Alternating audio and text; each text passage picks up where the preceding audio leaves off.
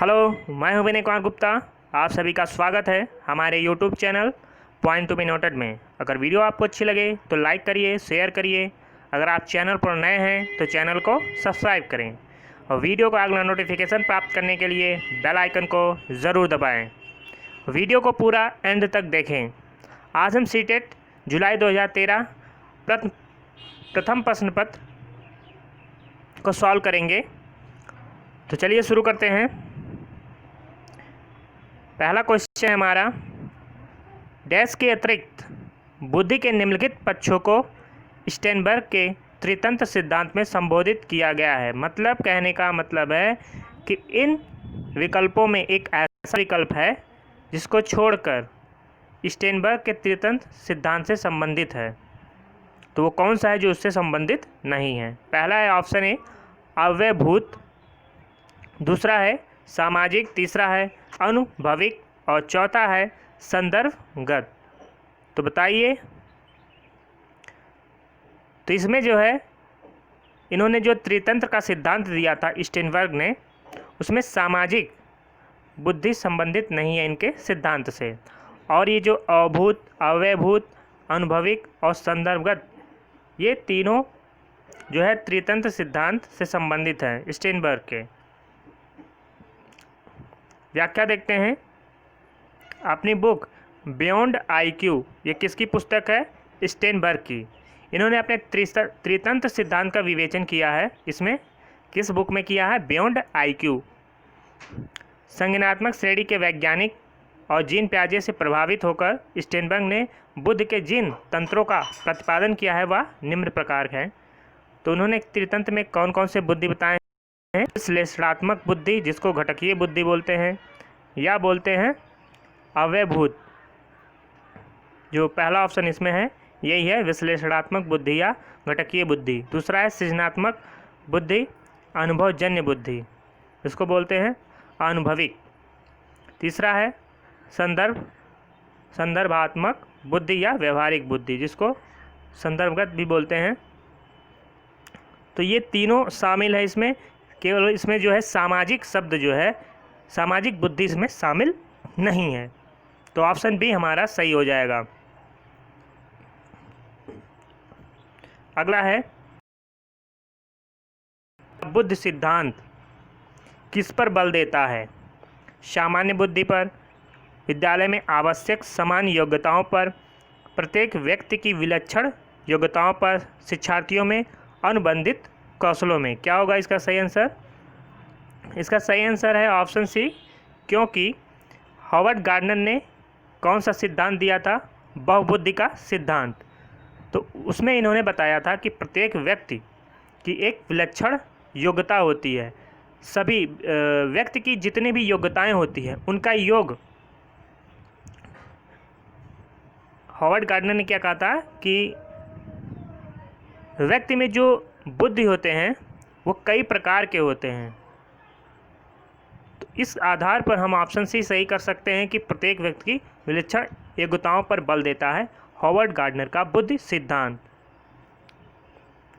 Howard gardener एक अमेरिकी मनोवैज्ञानिक थे। उन्होंने 1983 में बुद्धि का एक नवीन सिद्धांत प्रस्तुत किया जिसे बहुबुद्धि सिद्धांत, थ्योरी ऑफ मल्टीपल इंटेलिजेंस नाम दिया। गार्डनर ने बताया कि बुद्धि का स्वरूप एकाकी ना होकर बहुकारकीय होता है, मतलब वो कई प्रकार का होता है।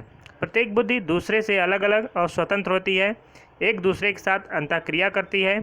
गार्डनर का यह बुद्धि सिद्धांत प्रत्येक व्यक्ति की विलक्षण योग्यताओं पर बल देता है। तो इस तरह ऑप्शन सी यहाँ पर सही होगा।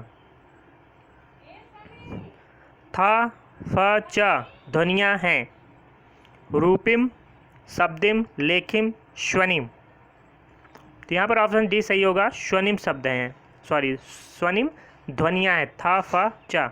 स्वनिम शब्द का संस्कृत भाषा की स्वन धातु से बना है, जबकि जिसका अर्थ होता है ध्वनि या आवाज़ करना। यह भाषा की लघुत्तम इकाई है। ध्वनियाँ जो होती हैं वो भाषा की लघुत्तम अखंड इकाई हैं। स्वनिम के लिए ध्वनिग्राम, स्वनाम, स्वनग्राम आदि शब्द प्रयुक्त होते हैं। अंग्रेजी में इसे फोनीम कहते हैं। क्या कहते हैं इसको? फोनीम। हिंदी में 35 केंद्रीय व्यंजन स्वनिम हैं, अतः था फ चा स्वनिम ध्वनियाँ। इसी तरह रूपिम भाषा की लघुत्तम अर्थवान इकाई है। तो इस तरह ऑप्शन डी यहाँ पर सही होगा, चार ध्वनियाँ स्वनिम है। अगला है, कक्षा में जेंडर रूढ़िवादिता से बचने के लिए एक शिक्षक को, किससे बचना, जेंडर रूढ़िवादिता से बचने के लिए एक शिक्षक को लड़के लड़कियों को एक साथ अपारंपरिक भूमिकाओं में रखना चाहिए। अच्छी लड़की अच्छा लड़का कहकर शिक्षार्थियों के अच्छे कार्य की सराहना करनी चाहिए। अगला है, कुश्ती में भाग लेने के लिए लड़कियों को निरुत्साहित करना चाहिए। तो ये तो बिल्कुल गलत है, निरुत्साहित यहाँ पर आया है सब। लड़कों को जोखिम उठाने और निर्भीक बनाने के लिए प्रोत्साहित करना, तो यहाँ पर केवल लड़कों की बात हुई है, तो ये भी बिल्कुल गलत हो जाएगा, क्योंकि जेंडर रूढ़िवादिता से बचने के लिए कार्य करना है। तो यहाँ पर दोनों आए हैं ऑप्शन ए में कि एक साथ, तभी जेंडर रूढ़िवादिता से बच सकता है शिक्षक। तो यहाँ पर ऑप्शन ए बिल्कुल सही होगा। अगला है हमारा, विद्यालयों को किसके लिए वैयक्तिक विभिन्नताओं को पूरा करना चाहिए। वैयक्तिक शिक्षार्थियों के मध्य खाई को कम करने के लिए, शिक्षार्थियों के निष्पादन और योग्यताओं को समान करने के लिए, यह समझने के लिए कि क्यों शिक्षार्थी सीखने के योग्य या अयोग्य है। वैयक्तिक शिक्षार्थी को विशिष्ट होने की अनुभूति कराने के लिए। तो यहाँ पर ऑप्शन सी बिल्कुल सही होगा, क्योंकि यहाँ पर पूछा गया है कि विद्यालयों को किसके लिए वैयक्तिक भिन्नताओं को पूरा करना चाहिए, यह समझने के लिए कि क्यों शिक्षार्थी सीखने के योग्य या अयोग्य हैं। तो वैयक्तिक विभिन्नता का मतलब होता है कि जो बच्चे होते हैं उनमें सीखने की योग्यता जो होती है वो अलग अलग होती है, सीखने का जो दर है या सीखने की जो गति होती है वो अलग अलग होती है। तो यहाँ पर कहने का मतलब है कि वैयक्तिक विभिन्नताओं को किस प्रकार पूरा करना चाहिए, कि यह समझने के लिए करना चाहिए कि शिक्षार्थी सीखने के योग्य है। तो यहाँ पर ऑप्शन सी जो होगा वो सही होगा।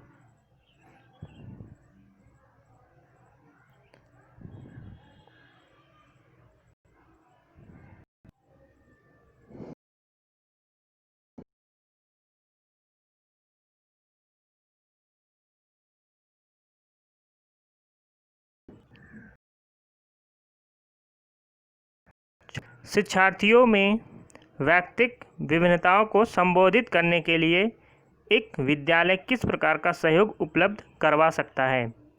बाल केंद्रित पाठ्यचर्या का पालन करना और शिक्षार्थियों को सीखने के अनेक अवसर उपलब्ध कराना। तो ये पॉजिटिव आंसर कुछ लग रहा है, आगे देखते हैं फिर बताते हैं। शिक्षार्थियों में वैयक्तिक विभिन्नताओं को समाप्त करने के लिए हर संभव उपाय करना, ये भी पॉजिटिव है। धीमी गति से सीखने वाले शिक्षार्थियों को विशेष विद्यालयों में भेजना, तो ये विशेष विद्यालय में भेजना तो ये बिल्कुल गलत है।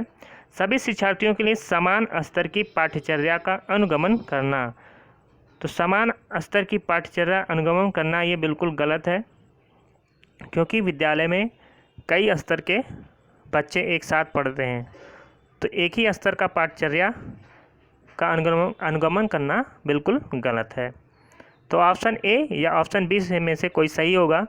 तो यहाँ पर ऑप्शन ए देखते हैं, बाल केंद्रित पाठ्यचर्या का पालन करना और शिक्षार्थियों को सीखने के अनेक अवसर उपलब्ध कराना। तो इस तरह हम देखते हैं ऑप्शन सी बिल्कुल सटीक आंसर है। तो यहाँ पर ऑप्शन ए बिल्कुल सही हो जाएगा। शिक्षार्थियों में वैयक्तिक भिन्नताओं को संबोधित करने के लिए एक विद्यालय किस प्रकार सहयोग उपलब्ध करवा सकता है। जब विद्यार्थियों को सीखने के अनेक अवसर प्रदान करेंगे तो क्या होगा, उनमें सीखने की गति में वृद्धि होगी और उनमें ज्ञान की क्षमता का विकास होगा, उनकी योग्यताओं का विकास होगा। तो इस प्रकार ऑप्शन ए बिल्कुल सही हो जाएगा। 7वां क्वेश्चन है, सतत और व्यापक मूल्यांकन किस पर बल देता है? सतत और व्यापक मूल्यांकन सीखने को सुनिश्चित करने के लिए व्यापक स्केल पर निरंतर परीक्षण, सीखने को किस प्रकार अवलोकित, रिकॉर्ड और सुधारा जाए, इस पर शिक्षण के साथ परीक्षाओं का सामंजस्य, बोर्ड परीक्षाओं की अनावश्यकता पर। तो यहाँ पर ऑप्शन बी बिल्कुल सही होगा, क्योंकि सतत और व्यापक मूल्यांकन जो है सीखने को किस प्रकार अवलोकित करना, रिकॉर्ड करना, फिर उसमें सुधार करना, इसी पर यह बल देता है, सतत और व्यापक मूल्यांकन। अब सतत और व्यापक मूल्यांकन होता क्या है? सतत का मुख्य उद्देश्य होता है कि बच्चे के सीखने में सुधार लाना, ताकि वे प्रगति कर सकें, उनका संपूर्ण विकास हो सके। सीखने सिखाने के दौरान किए गए आकलन से उनके बारे में एकत्र की गई जानकारी शिक्षक को किसी भी विषय में बच्चों की क्षमताओं और सीखने में कमी की पहचान करने में सहायक होती है।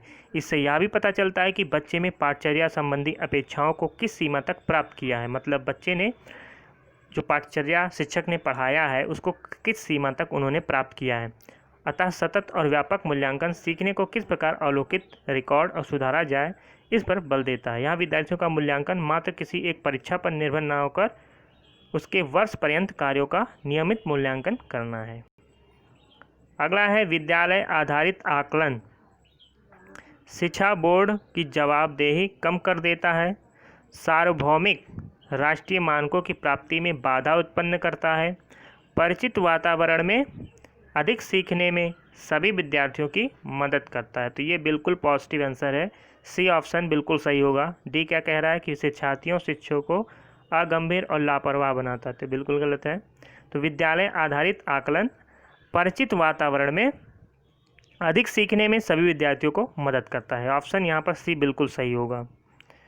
सीखने की तत्परता किसकी ओर संकेत करती है? शिक्षार्थियों की सामान्य योग्यता पर, सीखने के सातत्य में शिक्षार्थियों का वर्तमान संज्ञानात्मक स्तर, सीखने के कार्य की प्रकृति को संतुष्ट करने, थॉर्नडाइक के तत्परता का नियम। सीखने की तत्परता, तो यहाँ पर ऑप्शन बी सही होगा। सीखने की सातत्य में शिक्षार्थियों का वर्तमान संज्ञानात्मक स्तर, मतलब बच्चे तभी तत्पर होंगे सीखने के लिए जब उनमें जो है रुचि होगा, उनका संज्ञानात्मक स्तर जो होगा वो पॉजिटिव होगा और करंट में होगा, ना कि वो पीछे कुछ सोचकर ऐसा कार्य करेंगे। तो वह तभी वो तत्पर रह पाएंगे जब वो आगे के लिए सोचेंगे, उनका जो संज्ञानात्मक या बौद्धिक स्तर जो है वो वहाँ में हो। तो यहाँ पर जो तत्परता का नियम है वो थॉर्नडाइक से संबंधित है, लेकिन यहाँ पर पूछा गया है कि सीखने की तत्परता किस ओर संकेत करती है। तो ऑप्शन बी बिल्कुल सही होगा। थॉर्नडाइक ने सीखने के निम्नलिखित सिद्धांत प्रतिपादित किए: तत्परता का नियम, अभ्यास का नियम, प्रभाव का नियम। तत्परता का नियम कार्य करने से पूर्व तत्पर या तैयार किए जाने पर बल देता है। यदि हम किसी कार्य को सीखने के लिए तत्पर या तैयार होते हैं तो उसे शीघ्र ही सीख लेते हैं।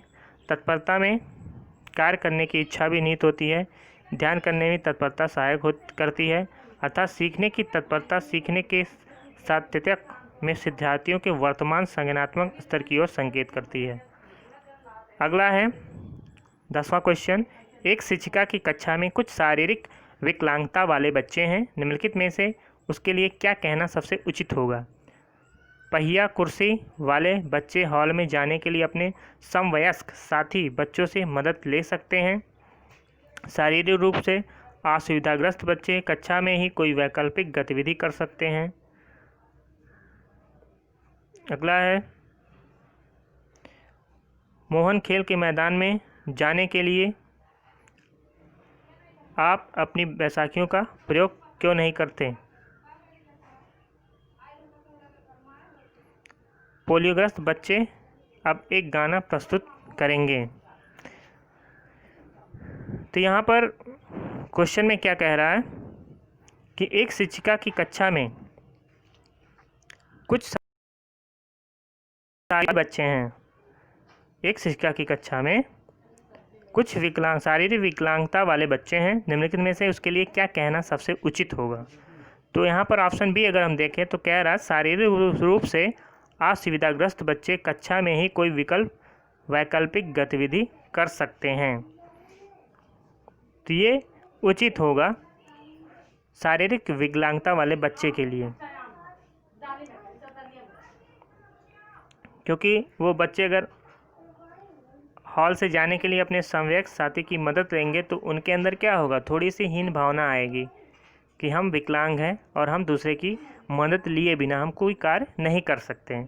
तो इसलिए यहाँ पर ऑप्शन ए बिल्कुल उचित होगा, ऑप्शन बी यहाँ पर उचित होगा विकलांग बच्चों के लिए, जिससे वो अपने आप में आत्मनिर्भर समझे।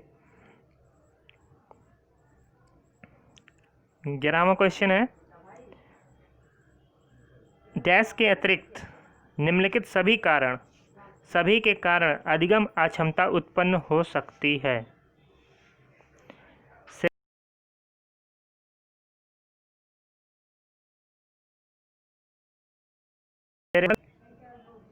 सेरेब्रल डिसफंक्शन, संवेगात्मक विघ्न, व्यवहारगत विघ्न, सांस्कृतिक कारक। यहाँ पर कहा है किसके अतिरिक्त जो है अधिगम अक्षमता उत्पन्न हो सकती है। तो सेरेब्रल डिसफंक्शन की वजह से हो सकता है, ये दिमाग से संबंधित होता है। संवेगात्मक विघ्न, इससे भी अधिगम अक्षमता हो जाती है। अगर संवेगात्मक जो है उसको सही दिशा नहीं मिलेगी संवेग को, तो इससे भी अधिगम अक्षमता हो सकती है। व्यवहारगत विघ्न, और व्यवहार में भी सामान्य व्यवहार अगर नहीं होगा, असामान्य व्यवहार हो जाएगा बालक का, तब भी उसमें जो है अधिगम अक्षमता उत्पन्न हो सकती है। लेकिन सांस्कृतिक कारक जो है ये अधिगम अक्षमता का कारण नहीं हो सकता है। तो यहाँ पर ऑप्शन डी जो होगा वो बिल्कुल सही होगा, क्योंकि पूछा गया है किसके अतिरिक्त जो है अधिगम अक्षमता उत्पन्न हो सकती है। तो सांस्कृतिक कारक के अतिरिक्त इसकी वजह से भी हो सकती है, इसकी वजह से भी और इसकी वजह से भी अधिगम अक्षमता हो सकती है। तो यहाँ पर ऑप्शन डी सही होगा। एक समावेशी विद्यालय शिक्षार्थियों की क्षमताओं की परवाह किए बिना सभी के अधिगम परिणामों को सुधारने के लिए प्रतिबद्ध होता है और विशेष रूप से सक्षम बच्चों के लिए कम चुनौतीपूर्ण उपलब्धि निर्धारित करता है। तो ये ऑप्शन बिल्कुल गलत होगा, क्योंकि यहाँ पर लिखा है शिक्षार्थियों के मध्य अंतर करता है, तो ये बिल्कुल गलत होगा। सामान्य शिक्षा में ऐसा नहीं होता है।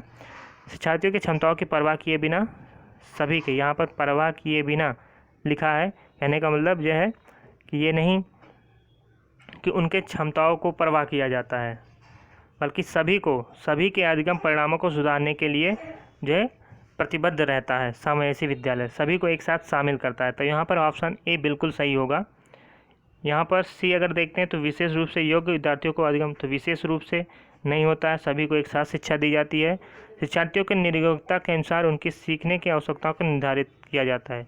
यहाँ पर ये भी बिल्कुल गलत है, क्योंकि उनकी नियोक्ता के अनुसार सीखने की आवश्यकताओं को निर्धारित नहीं किया जाता है, सभी को एक साथ शिक्षा दिया जाता है। तो यहाँ पर ऑप्शन ए जो होगा बिल्कुल सही होगा।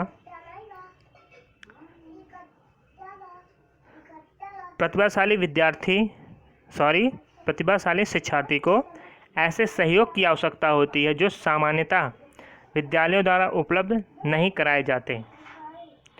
शिक्षक के बिना अपने अध्ययन को व्यवस्थित कर लेते हैं। तो प्रतिभाशाली शिक्षार्थी शिक्षक के बिना अपने अध्ययन को व्यवस्थित कर लेते हैं, गलत। अपने शिक्षार्थियों के लिए अच्छे मॉडल बन सकते हैं, सही है, बन सकते हैं, लेकिन ऐसा कहना गलत है कि जो प्रतिभाशाली विद्यार्थी होते हैं वो अन्य विद्यार्थियों के लिए भी अच्छे मॉडल बन सकते हैं, क्योंकि वो उनके समान स्तर के बालक हैं। अगर ऐसा उनके बीच रखेंगे कि ये प्रतिभाशाली बालक है, उसको जो है ज़्यादा महत्व दिया जाएगा कक्षा में, तो बच्चों में क्या होगा, हीन भावना आएगी बच्चों में, और वो ये समझेंगे कि इन्हें ज़्यादा महत्व दिया जा रहा है और हमको कम महत्व दिया जा रहा है। तो ये ऑप्शन सी भी बिल्कुल गलत होगा। अधिगम निर्योग नहीं हो सकते। तो ऐसा नहीं है कि प्रतिभाशाली जो होते हैं अधिगम निर्योग नहीं हो सकते हैं। वो कभी कभी ऐसा सिचुएशन आ सकता है कि प्रतिभाशाली शिक्षार्थी भी सीखने की क्षमता खो सकते हैं। तो यहाँ पर ऑप्शन ए बिल्कुल सही होगा कि ऐसे सहयोग की आवश्यकता होती है। किसको? प्रतिभाशाली शिक्षार्थी को ऐसे सहयोग की आवश्यकता होती है जो सामान्यतः विद्यालयों द्वारा उपलब्ध नहीं कराए जाते, क्योंकि वो अलग होते हैं और एक सिंगल छात्र के लिए अलग से व्यवस्था नहीं कराया जा सकता है, जबकि उन्हें आवश्यकता होती है। शिक्षार्थी वे होते हैं जिनकी बौद्धिक क्षमताएं सामान्य शिक्षार्थियों की अपेक्षा अधिक होती है, जीवन के विभिन्न क्षेत्रों में विशिष्ट प्रदर्शन करते हैं। टर्मन के अनुसार ऐसे शिक्षार्थियों की बुद्धिलब्धि 140 से ऊपर होती है। कभी कभी प्रतिभाशाली बालकों का समायोजन एक समस्या बन जाती है। सामाजिक विद्यालय आदि में तब समस्या पर नहीं मिलता है। तो यही हमने बताया था। अगला है, किसके कारण प्रतिभाशालिता होती है? आनुवंशिक रचना, वातावरणीय अप्रेरण, ए और बी का समायोजन, मनोसामाजिक कारकों। तो यहाँ पर ऑप्शन सी बिल्कुल सही होगा कि आनुवंशिक और वातावरणीय दोनों का संयोजन होता है प्रतिभाशालिता में। तो यहाँ पर ऑप्शन सी बिल्कुल सही होगा।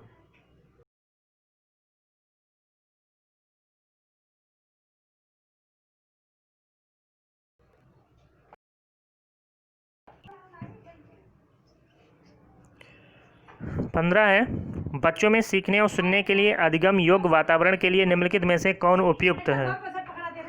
एक लंबे समय के लिए निष्क्रिय रूप से सुनना, निरंतर गृह कार्य देते रहना, सीखने वाले द्वारा व्यक्तिगत कार्य करना, शिक्षार्थियों को कुछ या छूट देना कि क्या सीखना है और कैसे सीखना है। तो यहाँ पर ऑप्शन डी सही होगा, क्योंकि यहाँ पर क्या कह रहा है कि बच्चों में सीखने और सुनने के लिए अधिगम योग्य वातावरण के लिए निम्नलिखित में कौन सा उपयोग होता है? शिक्षार्थियों को या छूट देना कि क्या सीखना है और कैसे सीखना है। अगर विद्यार्थी को सीखने के लिए अवसर प्रदान कर दिया जाए, छूट प्रदान किया जाए, तो वो अधिगम योग्य वातावरण के लिए उपयुक्त होगा। तो यहाँ पर ऑप्शन डी बिल्कुल सही होगा। गतिक कौशलों में अधिगम निर्योग्यता मतलब अधिगम अक्षमता क्या कहलाती है? गतिक कौशलों में तो ये होती है डिस्प्रैक्सिया। क्या होती है? डिस्प्रैक्सिया। डिस्प्रैक्सिया क्या होती है? एक शारीरिक गतिविधि विकास संबंधी विकार होता है डिस्प्रैक्सिया। तो यहाँ पर ऑप्शन ए सही होगा। गतिक कौशलों में अधिगम निर्योग्यता डिस्प्रैक्सिया कहलाती है। इसमें क्या होता है? स्वस्थ दिखने वाले बच्चे सामान्य रूप से सक्रिय नहीं होते। यह एक ऐसा रोग है जो गतिक कौशलों में अधिगम निर्योग्यता को दर्शाती है।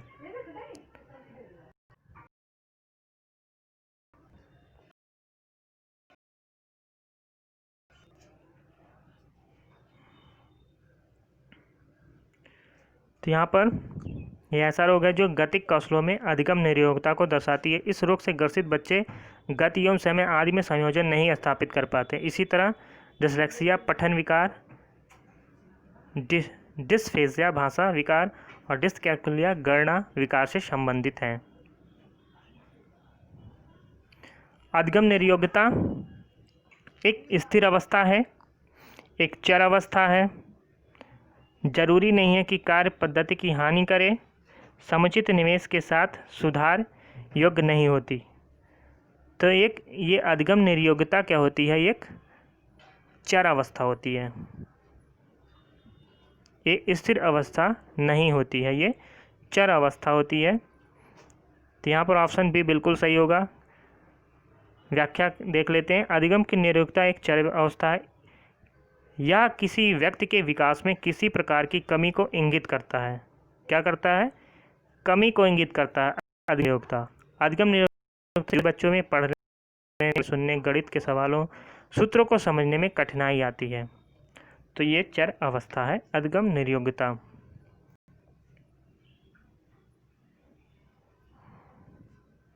अगला है डैश के अतिरिक्त निम्नलिखित समस्या समाधानों की प्रक्रिया के चरण हैं। समस्या की पहचान, समस्या को छोटे हिस्सों में बांटना। यहाँ पर ऑप्शन ए सही हो सकता है, क्योंकि समस्या समाधान में की प्रक्रिया में सबसे पहले समस्या का समाधान किया जाता है।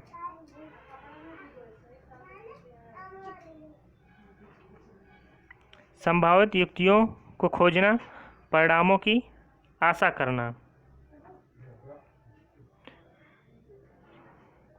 तो यहाँ पर ऑप्शन बी सही दिखा रहा है।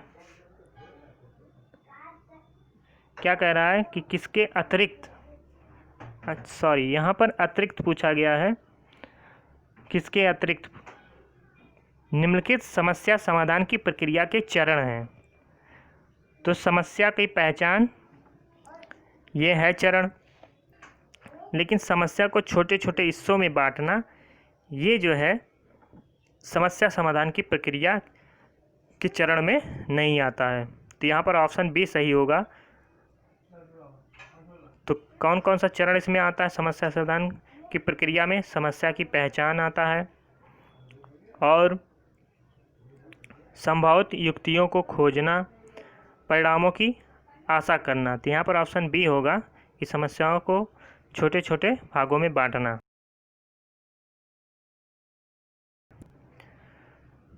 अब देखते हैं क्या क्या आता है। समस्या के प्रति चेतना या जागरूकता, समस्या को समझना, संबंधित सूचना या आंकड़ों को एकत्रित करना, परिकल्पना या संभव समाधानों को सामने रखना, उचित परिकल्पना या समाधान का चयन, निष्कर्षित या चयनित समाधान की पुष्टि करना। तो इतने चरण आते हैं समस्या समाधान के अंतर्गत। अगला है एक शिक्षक को शिक्षार्थियों द्वारा दी गई त्रुटियों को एक भयंकर भूल के रूप में लेना चाहिए? बिल्कुल नहीं। शिक्षार्थी कितनी बार गलती करने से बचता है? इसे सफलता के माप के रूप में लेना चाहिए। जब शिक्षार्थी विचारों को संप्रेषित करने की कोशिश कर रहे हों तो उन्हें ठीक नहीं करना चाहिए। व्याख्यान पर अधिक ध्यान देना चाहिए और ज्ञान के लिए आधार उपलब्ध कराना चाहिए। तो ये यहाँ पर दिया है कि व्याख्यान पर अधिक ध्यान देना चाहिए, यहाँ पर अधिक बल, तो कभी फोर्स करके शिक्षा नहीं देना चाहिए। तो ये भी बिल्कुल गलत होगा। ए और डी ऑप्शन बिल्कुल गलत हो जाता है। अब देखते हैं ऑप्शन बी क्या कह रहा है। शिक्षार्थी कितनी बार गलती करने से बचता है? इसे सफलता के माप के रूप में लेना चाहिए। तो ये भी बिल्कुल गलत है कि शिक्षार्थी ने कितनी बार गलती करने से बच रहा है।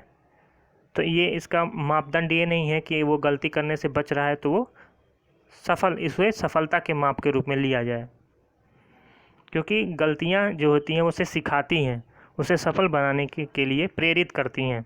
जैसे जैसे वो गलती करता जाएगा तो धीरे धीरे वो गलतियाँ भी ख़त्म होती जाएंगी।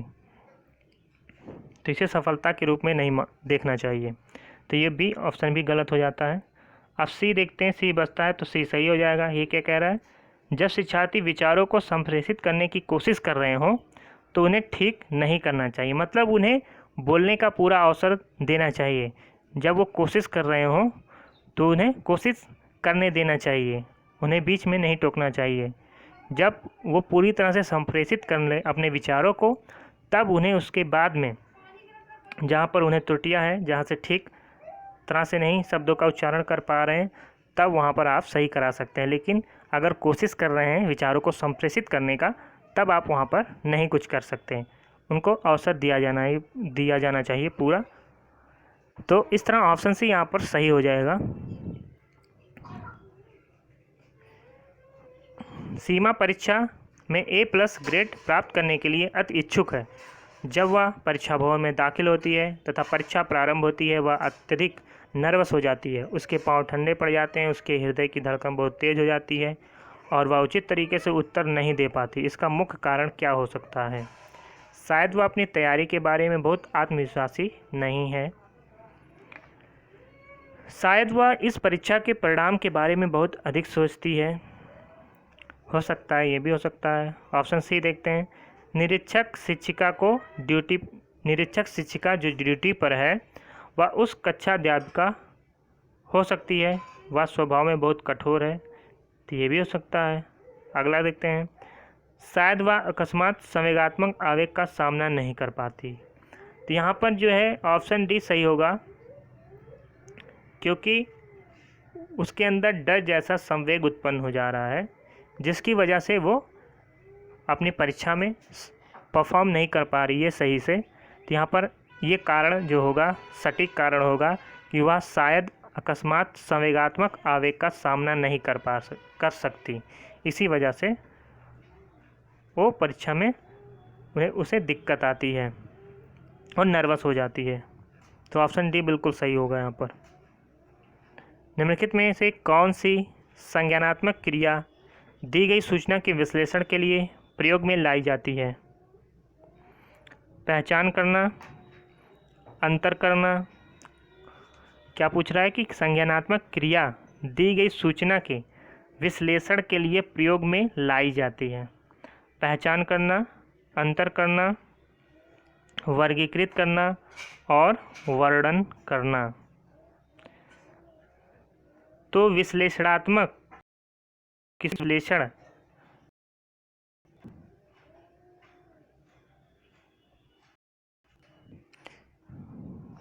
तो संज्ञानात्मक क्रिया दी गई सूचना के विश्लेषण करने के लिए प्रयोग में लाई जाती है, वो है अंतर करना। तो कोई सूचना दी गई है, उसका अगर विश्लेषण करना हो तो उसमें क्या करेंगे, हम अंतर को ढूंढते हैं ना। तो ये अंतर करना क्रिया जो है, संज्ञानात्मक क्रिया दी गई सूचना के विश्लेषण के लिए प्रयोग में लाई जाती है। जैसे देखते हैं, संज्ञानात्मक क्रिया एक ऐसी बौद्धिक प्रक्रिया है जिसमें विचारों, अनुभव, ज्ञानेंद्रियों द्वारा ज्ञान प्राप्त किया जाता है, अर्थात निर्णय करना, वर्णन करना, तुलना करना, भाव तुलना करना मतलब अंतर करना, भाव आदि संज्ञानात्मक क्रियाएं हैं। तो अंतर करना या तुलना करना ये संज्ञानात्मक क्रिया में के अंतर्गत आते हैं, जिसके मदद से दी गई सूचनाओं का जो है हम उसका विश्लेषण कर सकते हैं। जिन पियाजे ने संज्ञानात्मक विकास की 4 अवस्थाओं को बताया था, ये पता होगा आपको।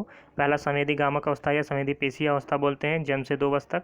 पूर्ण संक्रियात्मक अवस्था 2 से 7 वर्ष बोला जाता है। मूर्त संक्रियात्मक अवस्था 7 से 12 बोला जाता है। अमूर्त संक्रियात्मक अवस्था इसी को बोलते हैं औपचारिक संक्रियात्मक अवस्था 12 से 15-16, उससे आगे बोला जाता है। यहाँ पे 12 से 20 दिया है, तो कहीं पर 12 से 20 नहीं लिखा होता है, 12 से 15 या 16 के बीच बोला जाता है। तीसरी अवस्था में बालक वस्तुओं एवं घटनाओं के बीच तर्क वितर्क करने जैसी अनेक क्रिया सीख लेता है, जो मूर्त संक्रियात्मक अवस्था बोली जाती है।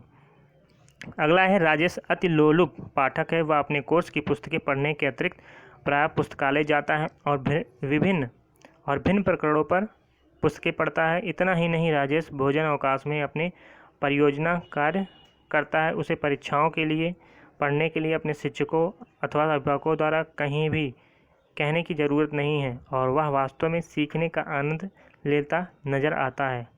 उसे किसके रूप में सर्वाधिक बेहतर रूप से वर्णित किया जा सकता है? वो आंतरिक रूप से अप्रेरित विद्यार्थी है, क्योंकि उसे ना शिक्षकों ना अभिभावकों को कहने की ज़रूरत पड़ रही है। वह स्वयं सीख रहा है, स्वयं अभिप्रेरित हो रहा है, स्वयं सीखने में आनंद ले रहा है। तो यहाँ पर क्या होगा, आंतरिक रूप से अभिप्रेरित शिक्षार्थी है वह। तो यहाँ पर ऑप्शन डी बिल्कुल सही होगा। पढ़ने से ही समझ में आ गया कि वो अपने से ही अप्रेरित है, किसी के द्वारा अप्रेरित करने की आवश्यकता नहीं है उसे।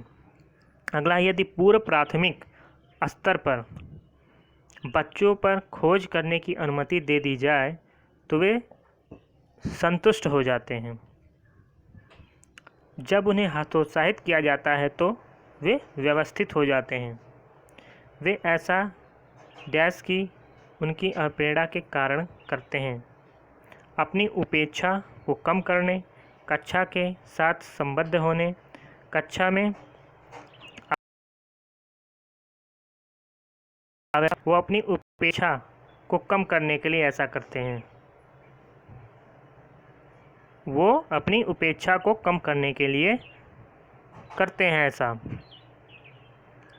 क्योंकि जब उन्हें हतोत्साहित किया जाता है तो वो व्यवस्थित हो जाते हैं। तो वे ऐसा क्यों करते हैं? अपनी अपेक्षा को कम करने। जब बच्चों को हतोत्साहित किया जाता है तो वे व्यवस्थित है, वो ऐसा अपनी अपेक्षा को कम करने की उनकी अप्रेरणा के कारण करते हैं। अप्रेरणा एक कारक है जो व्यक्ति को कार्य करने के लिए उत्साह घटाता या बढ़ाता है। अप्रेरणा अधिगम को अत्यधिक प्रभावित करती है और अधिगम की विधियाँ भी अधिगम को प्रभावित करती है। तो यहाँ पर ऑप्शन ए बिल्कुल सही होगा। अगला है हमारा मानव बुद्धि एवं विकास की समझ को शिक्षक मानव बुद्धि एवं विकास की समझ शिक्षक को डैश के योग्य बनाती है। शिक्षण के समय विद्यार्थियों के संवेगों पर नियंत्रण बनाए रखना, विविध शिक्षार्थियों के शिक्षण के बारे में स्पष्टता, विद्यार्थियों को यह बताने कि वे अपने जीवन में कैसे सुधार कर सकते हैं, निष्पक्ष रूप से अपने शिक्षण अभ्यास।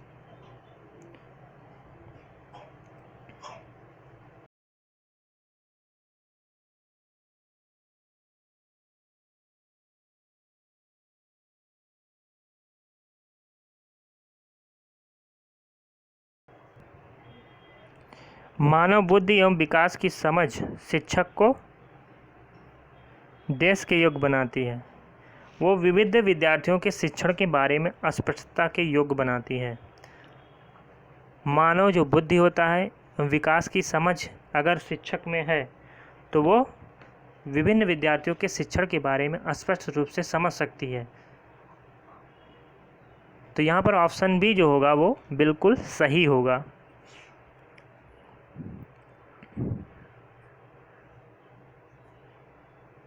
मानव बुद्धि एवं विकास शिक्षार्थियों के शिक्षण के बारे में अस्पष्टता के योग्य बनाती है। सामान्यतः एक शिक्षक किसी छात्र की बौद्धिक स्तर का आकलन करने के लिए मानव बुद्धि एवं विकास को ही आधार बनाता है। विद्यालय में संवेगात्मक प्रबुद्ध शिक्षक कक्षा वातावरण को सुरक्षित एवं आरामदायक बना सकता है, जिससे अधिगम में आसानी होती है।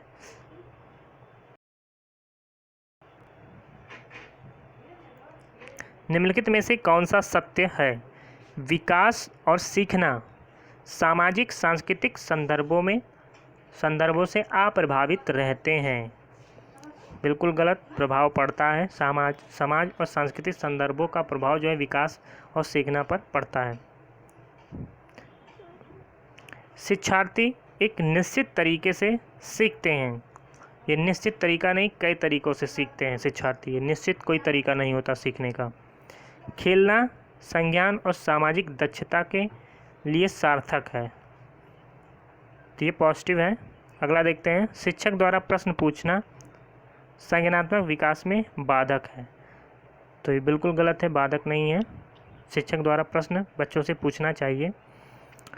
तो बिल्कुल सही जो होगा ऑप्शन सी सही होगा कि खेलना जो है संज्ञान और सामाजिक दक्षता के लिए सार्थक है। खेलने से सामाजिक विकास होता है। संज्ञानिक मतलब जो संज्ञान का मतलब होता है बुद्धि में दक्षता का विकास होता है। खेलने से निर्णय लेने की क्षमता का विकास होता है। तो यहाँ पर ऑप्शन सी जो है बिल्कुल सही होगा। बच्चे के विकास में आनुवंशिकता और वातावरण की भूमिका के बारे में निम्नलिखित में से कौन सा सत्य है? किसके बारे में? बच्चों के विकास में आनुवंशिकता और वातावरण की भूमिका के बारे में कौन सा सत्य है? समवयस्कों और पैतृक का सापेक्ष योगदान योगात्मक नहीं होता है।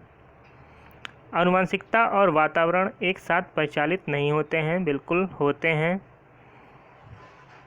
क्योंकि आनुवंशिकता और वातावरण एक अंतःक्रिया का परिणाम होता है। मतलब कि आनुवंशिकता और वातावरण विकास जो होता है बच्चों में वो इन दोनों का परिणाम होता है। इन दोनों के अंतःक्रिया का परिणाम होता है बच्चों में। यहाँ पर लिखा है परिचालित नहीं होते, तो ये बिल्कुल गलत होगा। सहज रुझान वातावरण से संबंधित है, जबकि वास्तविक विकास के लिए आनुवंशिकता जरूरी है। बिल्कुल गलत है, केवल आनुवंशिकता जरूरी नहीं होता है। तो यहाँ पर ऑप्शन बी सी गलत हो गया। ऑप्शन डी देखते हैं। आनुवंशिकता और वातावरण दोनों एक बच्चे के विकास में 50% 50% योगदान देते हैं। तो ये भी कहना गलत है। हो सकता है आनुवंशिकता जो है कारण दोनों होता है, दोनों का अंतःक्रिया होता है, आनुवंशिकता और वातावरण का, लेकिन हम ये नहीं कह सकते कि 50% जो होता है आनुवंशिकता का योगदान होता है और 50% जो है वातावरण का योगदान होता है। इसमें घट बढ़ सकता है, हो सकता है 25% आनुवंशिकता हो और 75% जो है वातावरण हो। तो इसको भी हम सही नहीं ठहरा सकते। तो बिल्कुल जो होगा सही और सटीक आंसर ऑप्शन ए होगा। समवयस्कों और पैतृक जो जीन होते हैं के सापेक्ष योगदान योगात्मक नहीं होता। तो ऑप्शन ए यहाँ पर सही होगा। देखते हैं बच्चों के विकास में की प्रक्रिया आंतरिक और बाह्य कारणों से प्रभावित होती है। आनुवंशिकता एक स्थिर सामाजिक संरचना माना जाता है जो वातावरण के साथ ही परिचालित होती है। वस्तुतः मानव विकास वंशानुक्रम व वातावरण दोनों के योगदान का परिणाम है। बच्चों का विकास एवं आनुवंशिक गुण उनके चारों ओर के वातावरण पर निर्भर करती है, लेकिन समवयस्कों और पैतृक के सापेक्ष योगदान की आवश्यकता नहीं होती है। सामाजिकरण क्या है? शिक्षक एवं पढ़ाए गए के बीच संबंध बिल्कुल गलत। समाज के आधुनिकीकरण की प्रक्रिया है। सामाजिकरण क्या होता है? समाज के जो नियम कानून हैं उनको, मतलब अगर हम बच्चों की बात करें कि बच्चों में सामाजिकरण का क्या मतलब होता है, तो समाज में जो व्याप्त नियम कानून हैं उनको लागू करना, उनका पालन करना, वही बच्चों में सामाजिकरण का विकास करता है। उनके साथ अनुकूलन स्थापित करना, जो समाज के लिए जो नियम कानून बनाए गए हैं उसके साथ अनुकूलन स्थापित करना, वही सामाजिकरण कहलाता है। तो यहाँ पर ऑप्शन सी बिल्कुल सही होगा, समाज के मानदंडों के साथ अनुकूलन। अगला है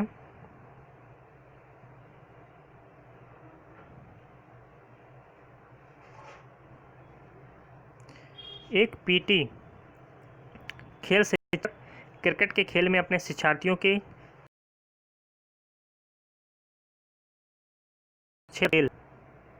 पीटी शिक्षक हैं, क्रिकेट के शिक्षार्थियों के क्षेत्र रक्षण को सुधारना चाहते हैं, मतलब फील्डिंग जो वो करते हैं उसी को बोलते हैं क्षेत्र रक्षण। निम्नलिखित में से किसी भी युक्ति शिक्षार्थियों को अपने लक्ष्य प्राप्त करने में सर्वाधिक सहायक कौन सी है? जो ये विकल्प दिए गए हैं उसमें कौन सा सर्वाधिक सहायक है उनमें क्षेत्र रक्षण के सुधार में? शिक्षार्थियों को यह बताना कि क्षेत्र रक्षण सीखना उनके लिए किस प्रकार महत्वपूर्ण है। बेहतर क्षेत्र रक्षण और सफलता की दर के पीछे के तर्क को स्पष्ट करना, क्षेत्र रक्षण को प्रदर्शित करना और शिक्षार्थी अवलोकन करेंगे। शिक्षार्थियों को क्षेत्र रक्षण का अधिक अभ्यास करवाना। तो ये यहाँ पर डी ऑप्शन बिल्कुल सही होगा, क्योंकि जब तक अभ्यास नहीं होगा तब तक उस चीज़ को सीखने में, कोई भी विद्यार्थी हो अगर कोई सीखना है तो उसके लिए अभ्यास की ज़रूरत होती है। जितना अभ्यास करेगा उस चीज़ को सीखने में उतने ही प्रवीणता को प्राप्त होगा। तो यहाँ पर ऑप्शन डी बिल्कुल सही हो जाएगा। एक शिक्षिका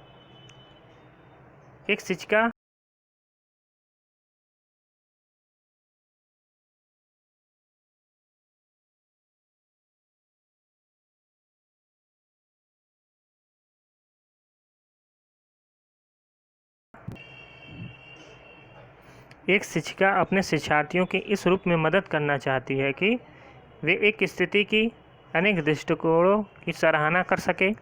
वह विभिन्न समूहों में एक स्थिति पर वाद विवाद करने के अनेक अवसर उपलब्ध कराती है।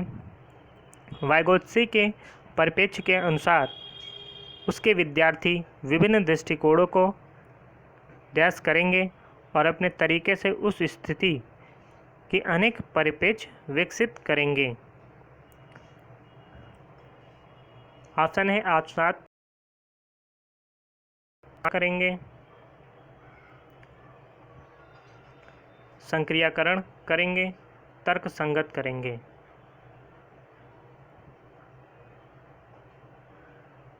तो वाइगोत्स्की के अनुसार उसके शिक्षार्थी विभिन्न दृष्टिकोणों को आत्मसात करेंगे, मतलब उस चीज़ को अपनाएंगे।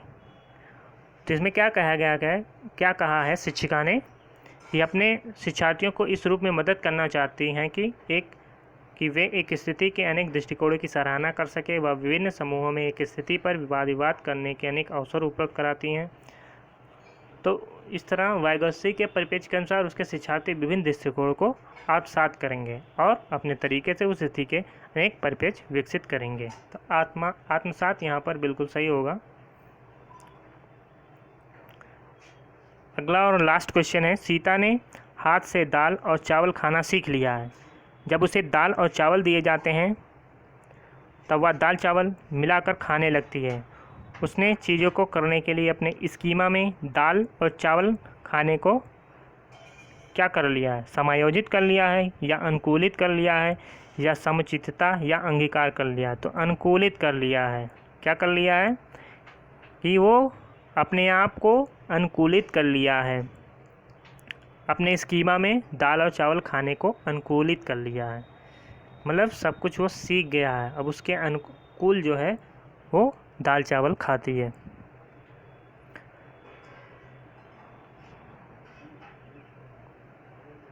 यहाँ पर देखते हैं, पियाजे के अनुसार बच्चे स्कीमा के संशोधित और समायोजित करने में दो प्रक्रियाओं की महत्वपूर्ण भूमिका होती है। आत्मसातीकरण, समायोजन व मानसिक प्रक्रिया है। समायोजन क्या होता है? वह मानसिक प्रक्रिया है जिसमें बालक नई सूचना के अनुसार समायोजन करता है, अर्थात स्कीमा को वातावरण के अनुसार समायोजित कर लेता है। उपयुक्त प्रश्नों में सीता ने चीज़ों को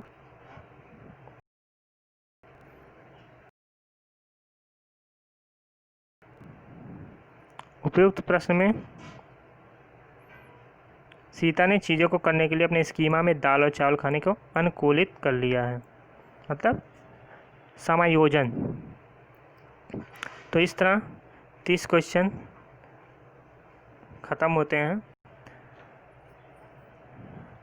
तो वीडियो आपको कैसे लगी? अगर वीडियो आपको अच्छी लगी तो लाइक करिए, शेयर करिए। अगर आप चैनल पर नए हैं तो चैनल को सब्सक्राइब करें। वीडियो का अगला नोटिफिकेशन प्राप्त करने के लिए बेल आइकन को ज़रूर दबाएं। तब तक के लिए धन्यवाद।